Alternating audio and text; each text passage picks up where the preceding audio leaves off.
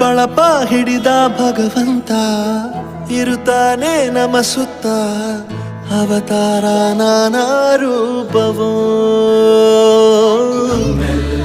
ಹಣೆ ಬರಹ ತಿದ್ದಿ ಬರೆಯಲು ಕತ್ತಲೆಯಿಂದ ಬಂತ ನಮ್ಮ ಕೈಯ ಹಿಡಿಯುತ್ತ, ಕರೆದೊಯ್ದ ಬೆಳಕು ತೋರಲು.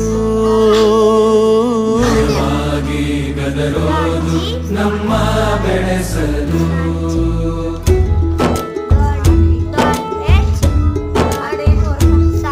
ಭಾಷೆ ಅಮೃತ ಕುಡಿಸೋ ತಾಯಾಗಿ, ಭಾಷೆ ಅಮೃತ ಕುಡಿಸೋ ತಾಯಾಗಿ, ಭವಿಷ್ಯ ಬರೆವಂತ ತಂದೆ ನೋವಾಗಿ.